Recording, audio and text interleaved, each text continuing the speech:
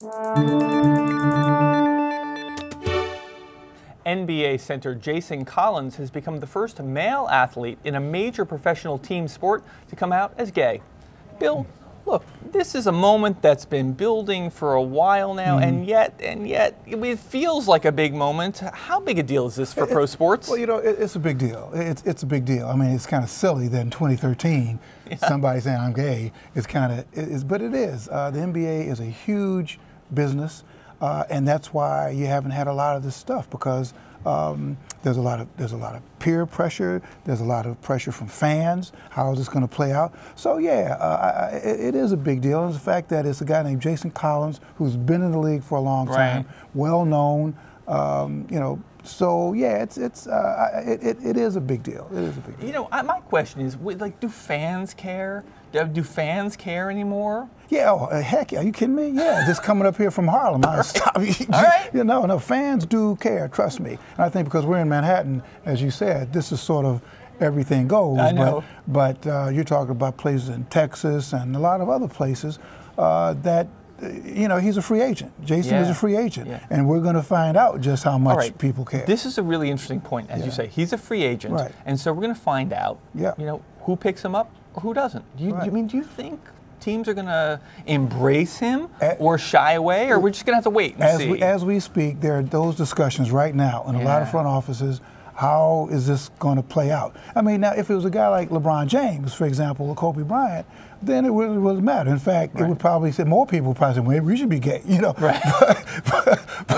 But no, I think that this is, it's good, it's courageous and all that kind of stuff, but people are sitting in the front office right now kind of figuring out which way is the wind blowing. Right.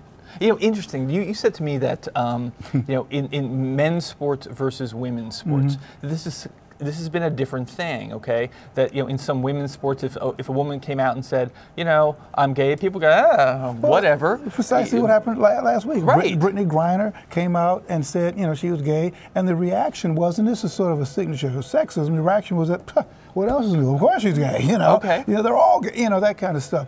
But when a guy comes out, you know, then it's news. Why is that? Why is that? That's for another show. No.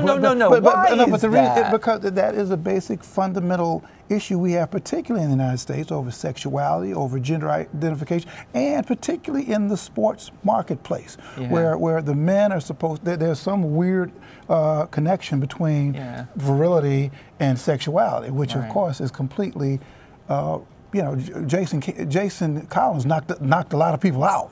So what does that make them? I mean, you know, so.